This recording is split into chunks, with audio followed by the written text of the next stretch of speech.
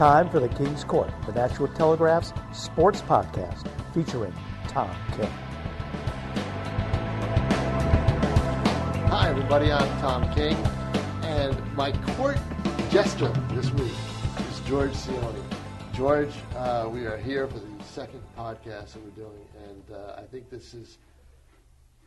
what's on everybody's mind is the NFL draft right now. And the question is, it's all at number 2. Tennessee, what are they going to do? Are they going to make a trade? Are they going to pick Marcus Mariota? Because once that's done, everything else seems to fall into place. What do you think? Well, obviously the first pick is looks like it's locked up for Winston with Tampa Bay. I have a feeling number 2 is going to be what everybody's been talking about all off season is Chip Kelly and the Eagles are going to find a way to get up to number 2. I just have a feeling Bradford was brought in for a reason, and I think it's to trade off to Tennessee to get number 2. Do you think Bradford fits Ken Wiesenhunt's style of quarterback?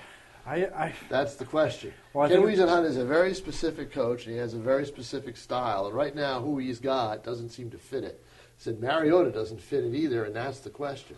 Would he take Mariota, or would he be willing to get? Well, I think that's why they want to trade. There's already talk right now that like all day long it's been Tennessee fielding calls, but also calling around to try and get the best deal they can. So I don't think they're going to stick there. I don't think there's any way that they're going to stick it at number 2 when they know they could get a lot for that second pick because people are going to want to jump up there for that, Oregon quarterback who everybody says, can he play at the NFL level? He's in that, crazy offense in Oregon. Can he do it in the NFL? Well, where else would he fit in perfectly than in that similar system? I think the thing is that he could start for Chip Kelly now, but he couldn't start for anybody else. Yeah, I think you're absolutely right about that. Kelly's going to have to do a lot of maneuvering and give up a lot to get that number 2 pick. Rumors I heard already were it was going to be Bradford and a couple number 1s. So I don't. You don't think that's enough? Movie draft day. I asked for a lot more than that. I asked for a lot more than that. Yeah. Well, that's the thing is how badly he wants him. Yeah, but I asked. So what could you get out of that? I asked for a lot more than a quarterback who's had a lot of injuries over his NFL career, which has only been about 3 or 4 years, and 2 number 1 picks. Not quite enough. Well, I want a lot more. I would throw in another number 1, and I would throw in a couple of number 2s and move up. You have to remember.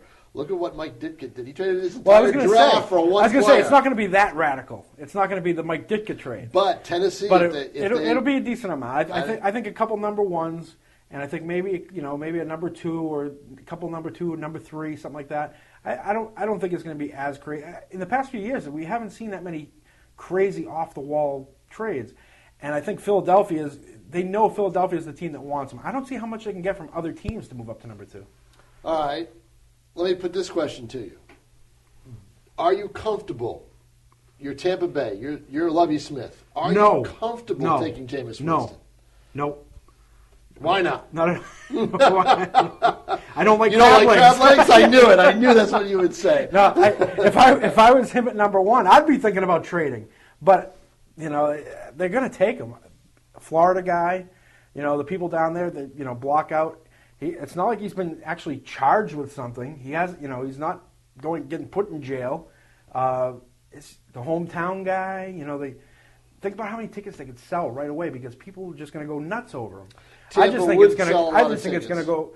It's going to make that a franchise that's always down near the bottom stay down there. I just don't think that he's going to be a good choice in the long run. I don't think he's as big a gamble as Johnny Manziel was. Well, I don't. I think Jameis Winston had a very serious incident with the law with the alleged rape. That's very serious. A lot of people forget about that. They focus on the little stuff that he got actually convicted of or charged with. Yeah. Now, the thing is, he's talked a good game over the last 2 months since the combine. How do you think he's gotten out of any of those charges? He's a pro style. He talks a good game. He's a pro style quarterback. They say he's pretty smart too. I don't think he's a dumb guy. No. I don't think he's the brightest in terms of social skills, in terms of doing the right thing at the right time. But this is a case where you probably have to have somebody keep an eye on him at all times. Yeah. I mean, the thing with him is I don't think it's a Jamarcus Russell situation. I think the talent's there. I think he could play in the NFL. But I think there's something in his head that might screw him up down the road. Off the field. I think on the field, Jameis Winston is the guy I would take. just because he fits the style of offense. We'll see what happens tomorrow night. We'll be right back with our second five and a look at the New England Patriots and what they might do.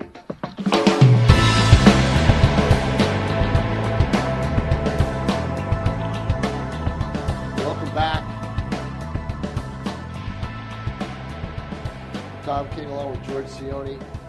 We're talking NFL draft, but now we're going to talk Patriots NFL draft and what they might do at 32. There's a lot of guys you could probably pick. I guess a lot of people think. Are they going to pick? I think that's the thing. And a lot of people think that Marcus Peters is the guy from quarterback from Washington. Talk about who trouble. knows? Who knows? Yeah, I know.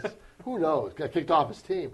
Who knows what they're going to do? But it's very interesting. I think the whole thing is the number of picks they have. They have 9 picks.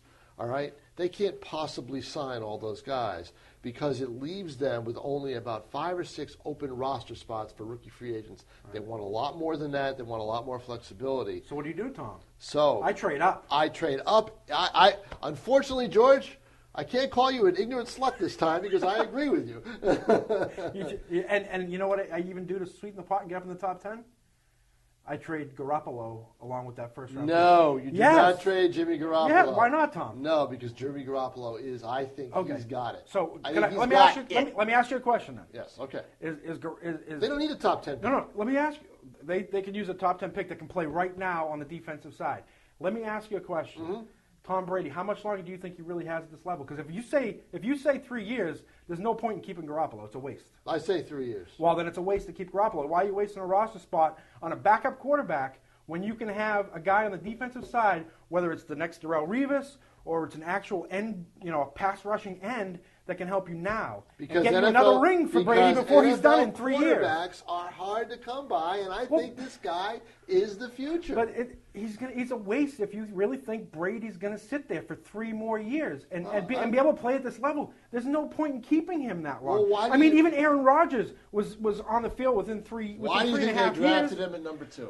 You know why they drafted him? Because they did the right thing. You don't wait until later on to draft a quarterback. Right. So you know what you do? You trade him, and then you try and grab another quarterback to work on for the next few years. And if he doesn't work out, you draft another quarterback within the next year or so if you don't think that works. But you have a talent now. You trade it, and you get something good. You keep him. You got it. No, you keep him. You got to get something good for him. No, you got it. And they don't even want a top 10 pick. They don't want to have to deal with the salary there.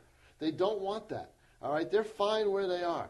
I guarantee you they will not trade Jimmy Garoppolo. You know if they pick, they're going to pick something safe, like the guard from Florida. They're going to pick who they like. But they're going to pick a player who's who the they like. top Rutgers player this year? I know. I haven't seen that many being looked at. If it was me, I'd be looking at trading Garoppolo and their first round pick and move up within maybe the top 15, top 10. Mm-hmm. I would definitely not hold on to that pick because I think Brady has another 3 years pretty strong in the NFL left too. And it's a waste to have a guy like that when you can use him for one of the top. And if it was you, you'd be a prime candidate for general manager of the Cleveland Browns. If it was me, if it was me, I'd be snorting while I'm up at the podium too. But it's not me, and we'll see how they do. I mean, just think they about won't make that big of a move. Just think about if you moved up that high and you had a chance to get like an Amari Cooper.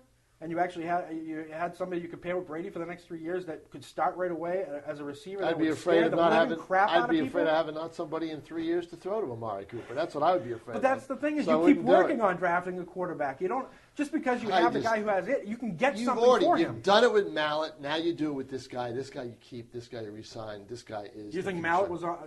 I think Garoppolo's on a better level than Mallet. Oh, he is, but he's. But in other words, they tried it with Mallet. I think right now they keep Garoppolo. They have it. Heck, they could draft a guy that only played in high school. They had one. And look at the year he had. They didn't make the playoffs. But how many wins did they have? They should have made the playoffs that year. If they have the system they have, they could get a halfway decent quarterback and make him look like Joe Flacco, for goodness sake. The guy they had out of high school has been a bust ever since he left the England. But that's what I'm saying. It's the system. It's Garoppolo. Garoppolo is a poised quarterback. You just like his looks. You think he's handsome. I think he's handsome, but not as handsome as I am. Anyway, you go back now. Boxing. You don't like it. I love it.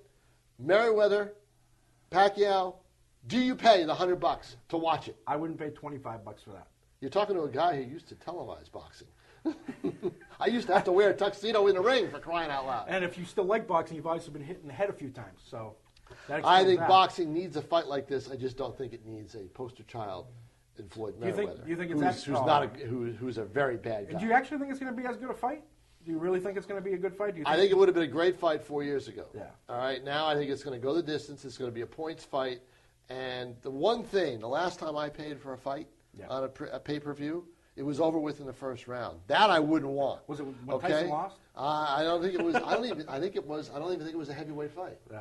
So I do not want that. Yeah. But I'm really tempted to pay for the fight. You're crazy, Tom. Just go to a bar if you're going to. I think we should make people pay to listen to us talk about it. Anyway, we'll be right back with our local segment right after this.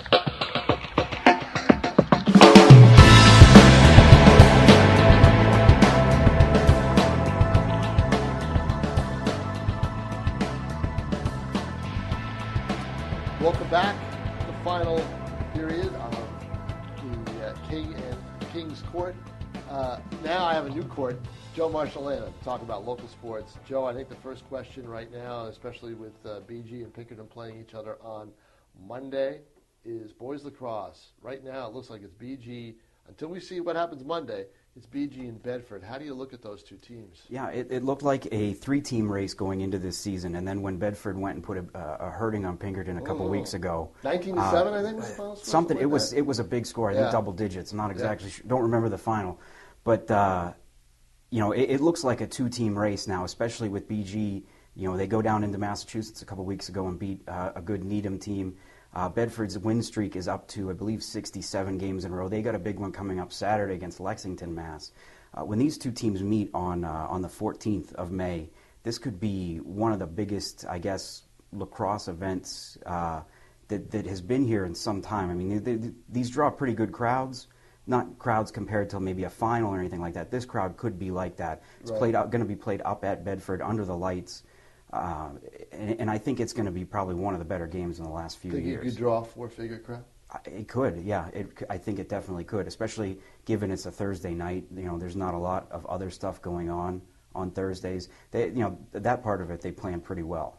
If you look at those three teams, who would be the best fourth team to round out what might be a Final Four come June? I think right now, looking at it, it's Sauhegan. Right now they're actually first in the standings, just based on points and ratings, the way the NHIAA does stuff. Mm-hmm.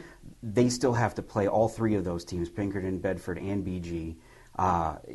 They'll have their work cut out for them against all three. A win would be against any of those three would be a pretty big upset. But I think right now you look at them, they're that fourth team in. There's a couple other teams that could move up to that spot: Hanover, Londonderry, Exeter. But right now I'd say that fourth team is Sauhegan. Let's go to baseball. Right now, you've seen some of the D2 teams. I've seen a few D1 teams. One thing that I've noticed this year, it seems, is there's a lack of any dominant pitcher. Any guy that you say, oh, he's pitching on this day, I want to go see that game.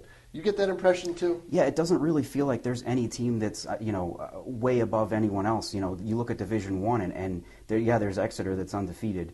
And then it feels like the next 5 or 6, 7 teams have 2 losses. You look at Division II, and I think Portsmouth was a team that people thought were going to be up there. Sure. They've already got a couple losses this year. I know Goffstown was another one of those teams in Division II that was kind of looked at as a favorite. I think they're moving right along pretty well, right where everyone expected them to be. And one of the surprises is, a team from this area is Sauhegan. Right up there. They had a big win last week against Hollis Brookline, a team that, they go back and forth with over the last couple of years, and it's good for them to see that they're kind of bouncing back from maybe some down years. A couple of down years, and very uncharacteristic. Right, very uncharacteristic, and if they can make a dent in getting into the playoff tournament, winning a tournament game or two, it would be big. And in D1, you're right. There's nobody really. Bishop Girton sometimes looks good. Alvern sometimes looks good, but I saw a player that looks like he's got that baseball sense in Dan Brown of Alvern, the shortstop. He looks really good. Now, before we go, locally we've had players. Kendall Reyes, you remember the NFL draft 3 years ago was a very, it was a very memorable time because the second round, where was he going to go? We kind of knew where he was going to go. Now he's coming into the last year of his rookie deal, which is going to be interesting. But Cole Ayi, back in 2001, was that, if I do the math right, 14 years ago, here's a kid who will be honored at the University of Massachusetts at Amherst on Friday night. inducted into their Hall of Fame, went through the draft back then it was 2 days, Saturday and Sunday, didn't get picked, didn't know what he was going to do. I mean, can you imagine the feeling of a player? And, rookie free agents were kind of a dime a dozen back then, not the big commodity they are now. Yeah, they didn't make it back then, and when he got picked up, I believe it was by the Rams. The Rams signed him. It was a big deal. That was a big deal then for him to get picked up like that, and it's nice that they're, even this far out, that they're doing something for him to kind of remember, the stuff that he did, because he was a great player out there in Amherst. Funny story, how he ended up at UMass Amherst. It was the spring. He had no place to go, and Bill Hardy, his coach, said, tomorrow wear a suit and we're going somewhere out of school. And he took him out to UMass Amherst. The late Tom McDonald had a connection out there. That's how Cole Aye ended up at UMass Amherst. And now a two-time All-American, played for the Patriots, was on the sidelines for a Super Bowl, had a nice little career going. Anyway, that's it. Join us next week for this the King's Court podcast. Questions, write tking@NashuaTelegraph.com. We'll try to answer them for you. And also, to check out future podcasts, look at our sports section at NashuaTelegraph.com. We'll have all the info. And that's it for the King's Court, the Nashua Telegraph's sports podcast featuring Tom King.